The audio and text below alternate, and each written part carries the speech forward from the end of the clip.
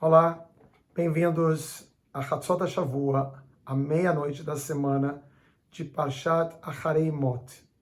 Acharei Mot quer dizer após a morte dos dois filhos de Aron, do grande sacerdote, irmão de Moisés, que 3 trechos atrás tem esse relato onde eles se aproximam do espaço sagrado, sem o devido cuidado. Não é claro, há muitas especulações de por que eles teriam, qual teria sido o equívoco que eles cometeram, mas eles perdem as suas vidas, são consumados por um fogo, né, que aparentemente está tentando representar esse cuidado que a gente deve ter com o sagrado, que é uma aproximação, mas é uma aproximação onde você está tratando da divindade estar aqui entre nós, na nossa dimensão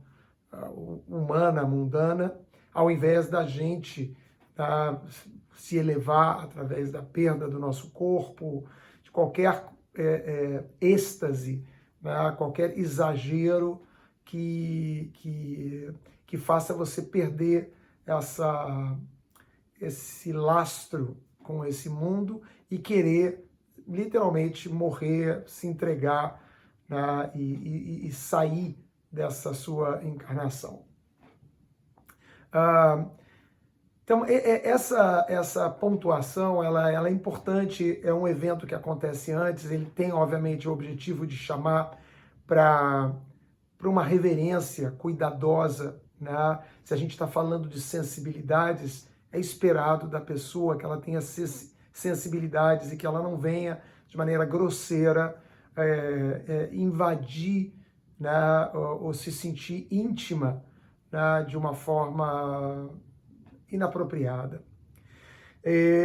Mas o evocar na nossa leitura dessa semana, desse episódio, ele tem 2 temáticas que continuam dentro desse contexto do livro de Levítico.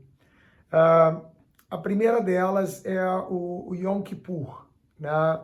Esse dia que ficou consagrado no calendário judaico, que é mencionado no nosso trecho, e ele descreve, né, digamos assim, todo o ritual de como acontecia em tempos bíblicos e depois, obviamente, as transformações que caracterizaram esse dia do Kippur.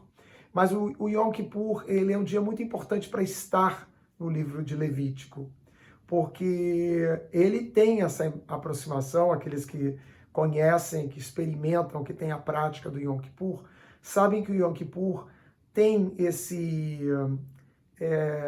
essa, não só conotação, mas a própria experiência do Yom Kippur é uma experiência de esvaziamento, né? Uma experiência muito linda, muito bonita, onde através do jejum, através de um dia, né, de orações, mas não só de orações, né, porque outras experiências poderiam ser até mais intensas, né, passar semanas, existem, né, os sufis passam às vezes em danças, em orações, né, semanas, né, às vezes meses. Então, não é exatamente essa intensidade, mas é uma intensidade de uma exposição da própria consciência. Porque como é um dia do perdão, ele é um dia de todas essas sensibilidades que a gente está falando no livro de Levítico, né? Ou seja, do quanto a gente, na virada de um ano, percebe as nossas culpas, né? O quanto nós percebemos que nós fomos impróprios em tantos itens e questões das nossas vidas, também o quanto nós nos sentimos impuros. Todas essas terminologias que a gente vem usando nesse livro, que são complexas, porque podem sempre atender a uma moral, a uma tentativa de, digamos assim, de impor um medo, né, para algum tipo de função, digamos assim, de controle, né? Então eu acho que todo mundo já, pela própria história dessas palavras, teme no sentido de tem uma preocupação de que essas palavras estejam falando sobre essa realidade. Mas elas são, na verdade, essa visitação às entranhas de um ser humano, né? De como um ser humano conversa consigo mesmo. Se a gente chamou a semana passada de fala lesiva, porque tinha a ver com a má fala, a má língua, né? E, de certa forma, essa semana seria o pensamento lesivo. Né? Qual é o pensamento lesivo? Não é exatamente o mau pensamento, tá pensando numa besteira, né? Mas é quando você, dentro de você, existem conhecimentos, você foi exposto a si mesmo, às suas ações. Isso é o Yom Kippur. Depois de passado um ano, e você foi exposto às suas escolhas, às suas ações. E essas escolhas, essas ações, elas, como é que eu vou dizer? Elas provocam uma erosão da nossa alma, do nosso espírito.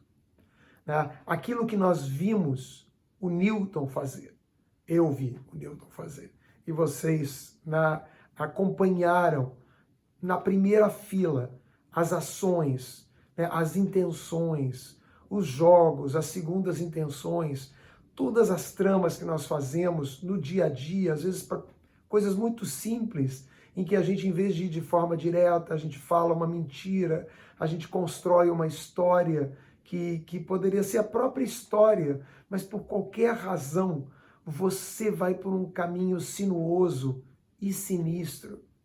E você está vendo tudo isso, você está acompanhando tudo isso. E isso provoca uma erosão, uma corrosão da sua alma. Você olha para você com uma desconfiança.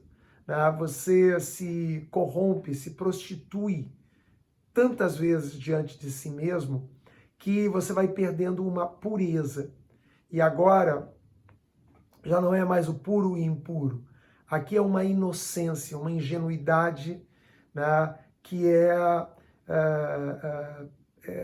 um atributo da própria alma, essência de um ser humano. O ser humano não é uma série de construções, de interesses, né, de manipulações. Isso é um labirinto onde todos nós nos envolvemos e enxergar, de novo, na primeira fila, esse filmezinho acontecer de todas as nossas pequenas e grandes ações, né, que tem essa má qualidade, né, algo que que não é pleno, que não é íntegro. Isso é um peso enorme na vida de todos nós.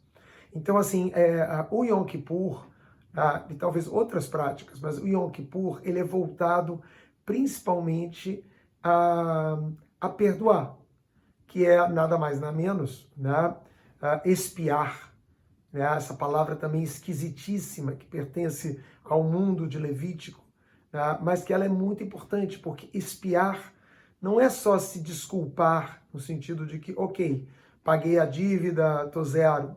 Expiar é tomar um banho, é entrar, como na tradição judaica, numa mikva, né? Numa água viva que consegue limpar, né, essa não integridade e que representa um peso muito grande para você bater asas com a sua alegria vital e existir com qualidade. Um indivíduo que vai sendo exposto a essa falta de ingenuidade, né, ele vai perdendo, né, essa capacidade de viver a vida com a sua leveza, com a sua graça, com a sua beleza, e às vezes isso nem é sequer perceptível à pessoa, mas é assim que ela vive num mundo muito cinza, num mundo onde todos se manipulam, onde tudo é uma grande mentira, onde nós vivemos numa teia, né, de trançados, de interesses, de pessoas querendo uma manipular, usar a outra, né, toda uma perspectiva utilitária que vai destruindo qualquer capacidade de viver vinculado, essa é a palavra, à vida.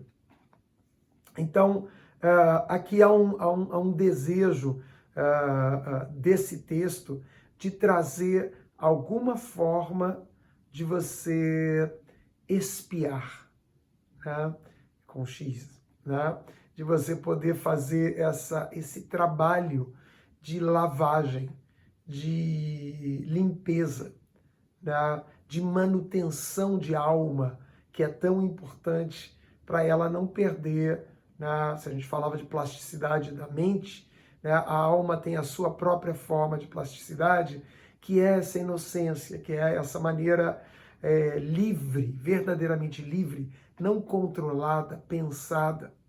Então, essas são as doenças do mal pensar, né? Esse mal pensar, né, assim como a Má fala, tinha a ver com aquela tal de lepra, né, que é uma manifestação psicossomática, espírito-somática de um indivíduo na medida em que ele vive em trapaças, em mentiras, em manipulações, né? Isso agora reverte numa outra doença, né, que não tem manifestações tão físicas, mas são manifestações de doenças profundamente psíquicas, porque elas representam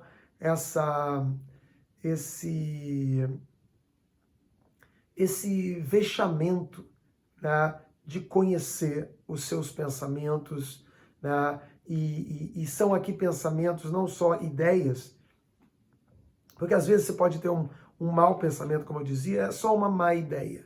Mas quando eles estão totalmente vinculados a ações, né, são os pensamentos que vão ali construindo como que você faz algum contato com uma pessoa, ou como você chega a alguma coisa, né? Então eles são pensamentos totalmente atrelados a ações.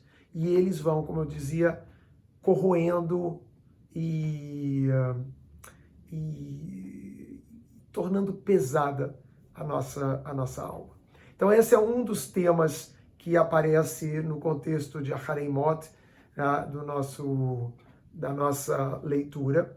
E o outro, que é uma lista enorme de uma outra forma de sensibilidades que estão relacionadas também com esse livro de Levítico, que é a ideia de Ervat, de uma imoralidade.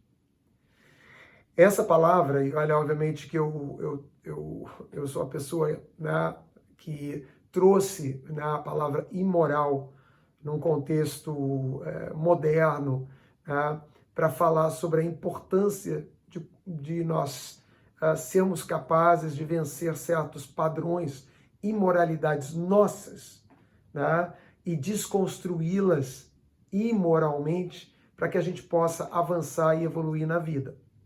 No entanto, aqui o que eles estão falando está no contexto lá do sacrifício, das leis dietéticas, das impurezas, né, de contato com o morto, de impurezas no momento da menstruação, conceitos, né, específicos que levavam muitas vezes a quarentenas, a afastamentos. É toda uma sensibilidade, né, de um relevo que acontece dentro da psique mais profunda humana, senão da alma humana. E aqui nós encontramos esses elementos que são extremamente complicados no nosso mundo. O nosso mundo rompeu todos os tabus, né? Passou a ser uma forma, inclusive, de demonstração de progresso, de grandeza do nosso mundo, simplesmente abandonar todos os tabus dentro da área da sexualidade. Não há tabu, né? Se você ouve, né, histórias que no passado seriam aberrações, hoje elas estão todas dentro desse marco das liberdades, das individualidades. Então aqui também a gente precisa ter um cuidado muito grande. Essas listas que dizem que você não deve ter relações com parentes muito próximos, né?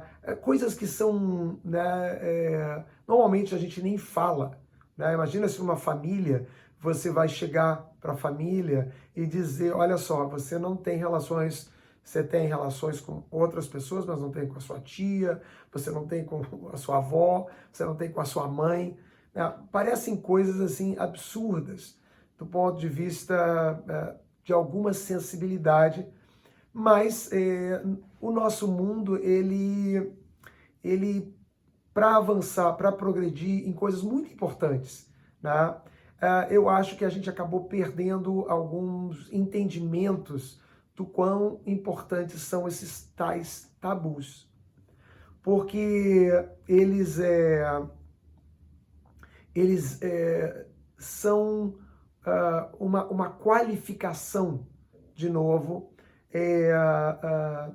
de impropriedades,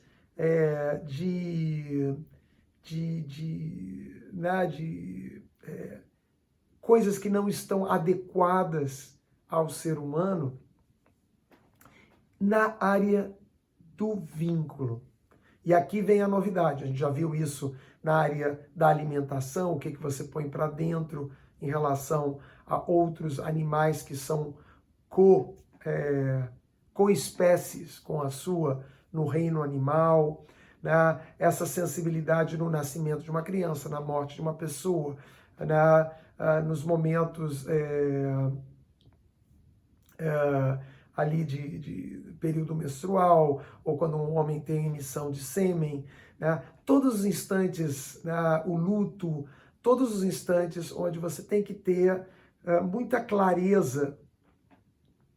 Do lado de fora não está acontecendo nada, do lado de dentro acontece muita coisa. Então, os tabus também, no nosso mundo hoje, pega mal você querer produzir qualquer tabu, né? É quase que um ferimento à quinta emenda, a emenda na Constituição Americana, da liberdade de expressão, da liberdade de ser quem você é, como você quer ser, etc., que tudo isso, claro, tem um valor fantástico no mundo da cultura, isso é tudo, no mundo, muitas vezes, de tudo, do pensamento. É importante o ser humano ter conquistado esse estado de liberdade, né? Ao mesmo tempo, vínculos, eles geram esse nível de próprio e impróprio. Nós sabemos disso. Muitas vezes nós temos, vamos sair desse plano que é supostamente da moral, né, de quem você pode, por exemplo, ter relações sexuais. Mas quando a gente para pensar numa situação muito simples, que é pessoas que têm, às vezes, uma relação conosco, um vínculo conosco, que é de uma amizade profunda, que é de uma, né, quase que fraternal, né, que acontece num plano. E quantas vezes a gente se apaixona, né? O problema não é se apaixonar, o problema é muitas vezes não honrar os vínculos. Ou então esse vínculo não existe. Ou esse vínculo então era falso, era simplesmente até para você, já existia essa intenção, né? Ou talvez não quero transformar isso necessariamente num crime, numa malícia. Mas quando você está andando pelo universo dos vínculos, existem tabus, existem fronteiras, limites. Se eles serão transpassados, né, ultrapassados, etc., aí já vem uma fala do universo da moral e da responsabilidade pessoal com as suas ações. Mas, do ponto de vista do reconhecimento desse relevo, ele é muito importante. Então, a palavra aqui, ervat, é uma outra palavra que pertence ao livro de Levítico. Ela é uma palavra que quer dizer o seguinte: como ser humano, diferente dos animais, ele estabelece vínculos, que são vínculos não só emocionais, os animais também amam. Né? Imagina o carinho, né? Ali o afeto que existe entre o dono, né, de um animal de estimação e o próprio animal. Então, não é o afeto que eu estou falando do vínculo. O vínculo é a noção que tem o indivíduo do que o outro representa para si mesmo. E vice-versa. Né? É uma identificação a nível intelectual, a nível consciente, né, de quem o outro é numa relação. E ela pode se transformar, ela pode mudar de lugar, mas esse lugar ele existe. E o reconhecimento né, dessa realidade de vínculos faz com que um ser humano transite pela vida não olhando essas pessoas que têm vínculos distintos com você como se ela não tivesse, como se ela fosse uma pessoa qualquer igual a uma outra com quem você não desenvolveu esse tal vínculo. Claro que o sonho do ser humano é de que o ser humano se sinta vinculado a todos os outros seres humanos, a todas as outras espécies, tá? Mas isso é um processo, isso não vem naturalmente, não nasce naturalmente, né? O ser humano está tentando projetar esse amor que nasce de nós mesmos por nós mesmos, projetar ele até essa última esfera que nós estávamos aqui mencionando, que é de vínculo com tudo. Mas não é assim a realidade. Nós temos vínculos limitados, porque temos ainda uma consciência talvez limitada. E os nossos vínculos são, num primeiro instante, com a família, são com a nossa vila, os nossos amigos, com o nosso país, né? Mas isso, à medida que vai avançando, eles vão ficando frágeis, esses vínculos, e o ser humano ainda não conseguiu produzir essa consciência de vínculo absoluto. Seja como for essa utopia, né, para os vínculos que nós já conseguimos estabelecer, né, e vejam que é muito interessante, outro dia falando com o meu filho sobre domar os animais, que é um vínculo.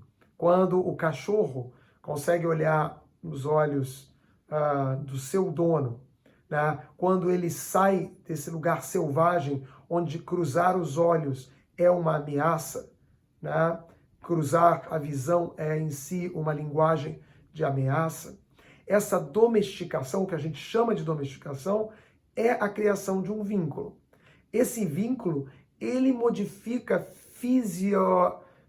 fisiologicamente totalmente o animal. É muito interessante isso, pesquisas que fizeram com uma experiência de domesticar raposas e como essas raposas, ao ficarem domesticadas, e isso implica numa série de modificações cerebrais para ser domesticado, o pelo desses animais, a fisiologia desses animais é impactada por esse vínculo de domesticação.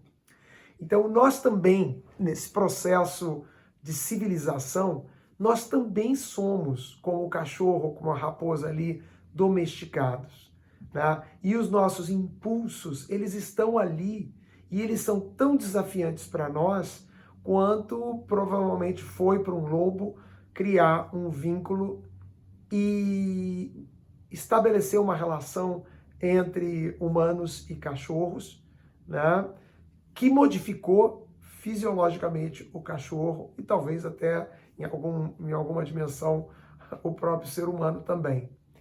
O que eu quero dizer é que os vínculos são reais para um ser humano. Tá? Eles não são visíveis, mas eles são um relevo. E nós temos que transitar por esse relevo, tendo essa percepção de que esse relevo existe.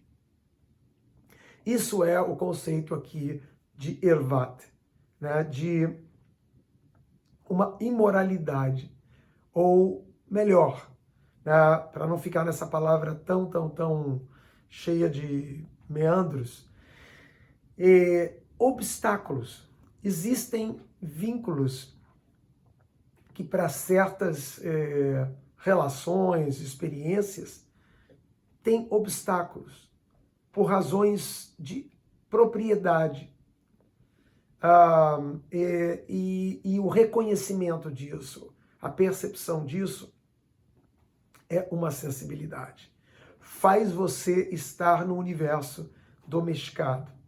Muitos vão dizer, mas eu não quero ser domesticado, eu quero ser aquela pessoa selvagem, né? Então, eu entendo do que você está falando e sei que essa liberdade, que essa vivência plena de si, né, ela tem que estar ali preservada, mas, ao mesmo tempo, todos nós somos parte desse mundo domesticado. Somos parte de uma espécie que, ao ter consciência, ao fazer julgamentos, ao enxergar por sensibilidade certas coisas, foi inclusive modificando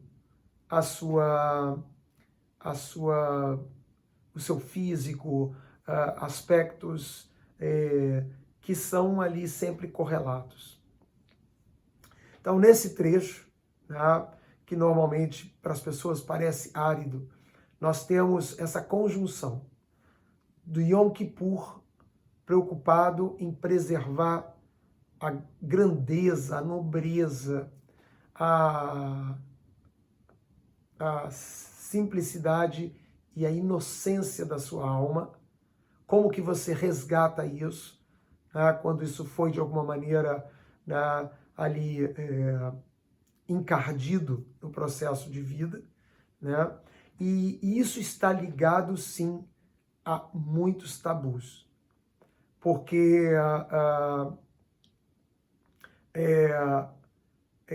é por entre eles, esses tabus de vínculos, o vínculo com o cidadão, o vínculo com o parceiro, o vínculo com o sujeito que é do seu clube, né, do seu grupinho, da sua família, do seu parceiro de vida, né? Todos esses vínculos, eles são relevos por onde a gente transita na nossa vida intrapsíquica.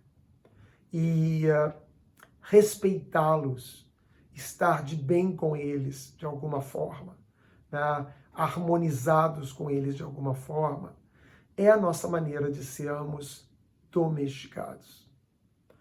Eu sei que é estranho a gente se pensar assim, mas é muito provável que é assim que nós somos. Assim como o nosso lobo domesticado se transformou no nosso cão, que não nos ataca, que nos acompanha a todos os lugares, que pastoreia, que ajuda uma pessoa cega, né, que está ali junto, nós somos também um corpo animal que foi domesticado, né, que foi civilizado e que está ali constantemente, talvez como o cachorro também, com as suas questões, né?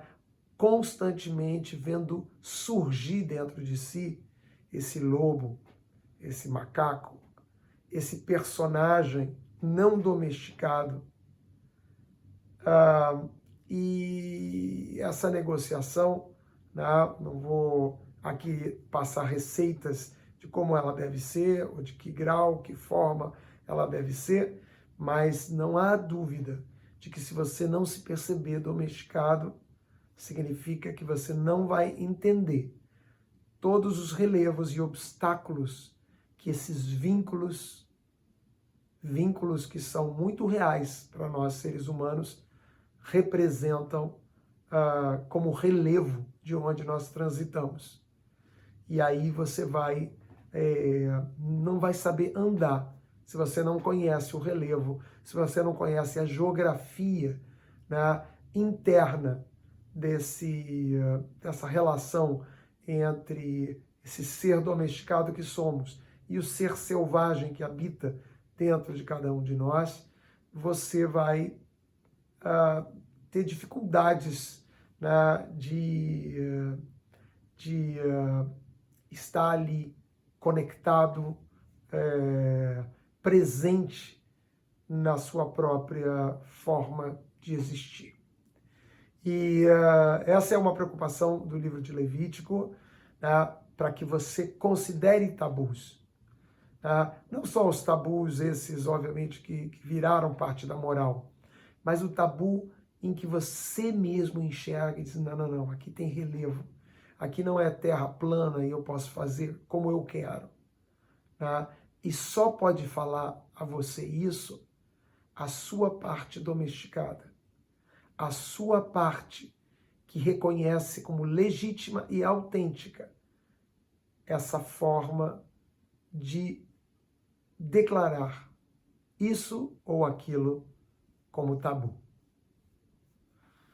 Nada simples, mas é por esse caminho intrapsíquico que todos os dias, nós caminhamos de mãos dadas com o nosso próprio ser, com a nossa própria alma.